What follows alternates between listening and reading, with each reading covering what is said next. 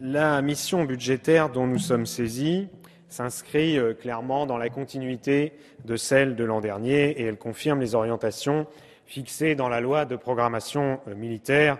On peut vous en donner acte, Monsieur le Ministre, même s'il y a débat sur la baisse ou non du budget selon que l'on intègre les recettes exceptionnelles ou pas.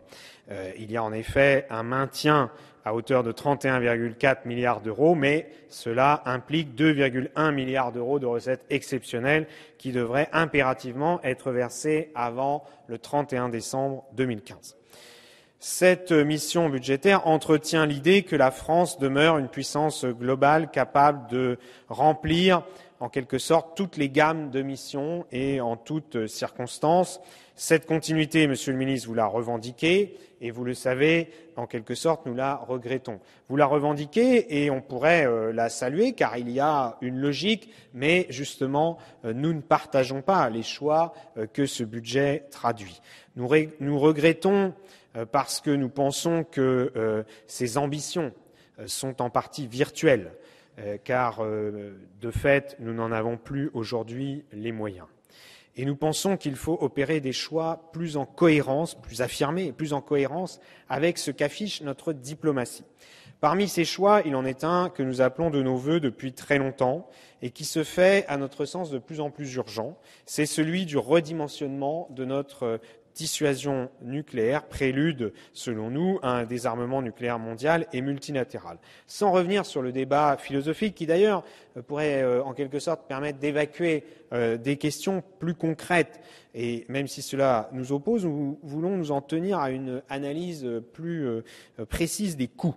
Cette année encore, notre dissuasion nucléaire va coûter plus de 3,5 milliards d'euros.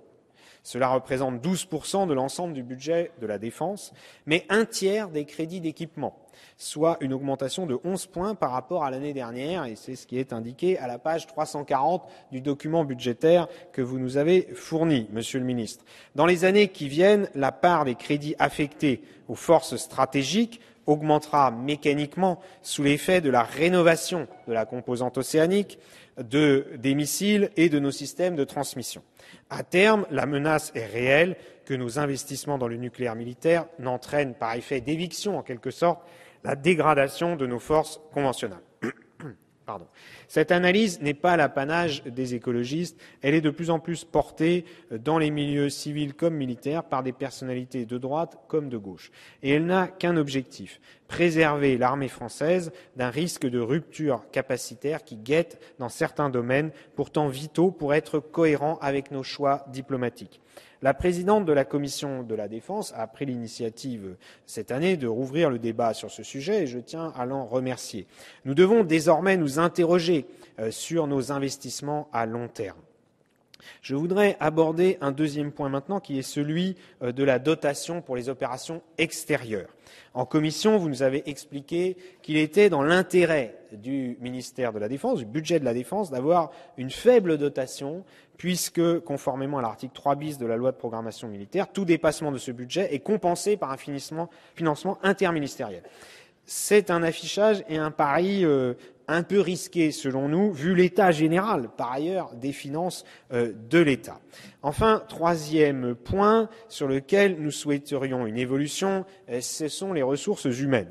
Depuis maintenant 7 ans, le ministère de la Défense est engagé dans une forte réduction de ses effectifs et une réorganisation de ses ressources humaines qui doit permettre de rééquilibrer la pyramide hiérarchique, de fluidifier la chaîne de commandement et, il faut bien le dire, de maîtriser et de réduire la masse salariale. Et d'ailleurs, cette année, elle est un peu réduite, ce qui n'avait pas été le cas les années précédentes, malgré des réductions d'effectifs, ce qui était un peu absurde. Nous savons combien cette manœuvre est difficile à mettre en place et nous saluons la contribution du ministère de la Défense, qui est extrêmement importante, la plus importante de tous les ministères, à l'objectif de réduction des déficits publics. Cette année encore, la réduction dans la défense devrait représenter 7 500 emplois, soit plus du double de l'ensemble des postes supprimés dans tout le reste de la fonction publique.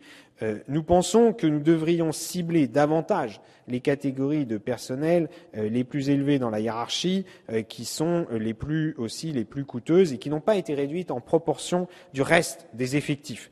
Ce serait bienvenu alors que le contexte est lourd pour les soldats du fait du scandale du logiciel de paye Louvois, et je salue votre action, Monsieur le Ministre, en la matière, même si le problème met malheureusement du temps à être résorbé, à être réglé. Pour le reste, Monsieur le Ministre, votre budget comporte quelques bonnes nouvelles et je tiens à les mentionner rapidement. Je pense à plusieurs programmes d'équipement dans le domaine du transport, du ravitaillement en vol ou encore du combat en milieu hostile. Je pense enfin à l'élévation de notre niveau d'exigence en matière d'entraînement et de maintien en conditions opérationnelles. Certes, ces mesures contribueront à préserver l'outil de défense, mais nous conservons des divergences profondes sur les orientations à donner à ce budget et c'est pourquoi les écologistes, comme les 2 années passées, voteront contre. Merci de votre attention.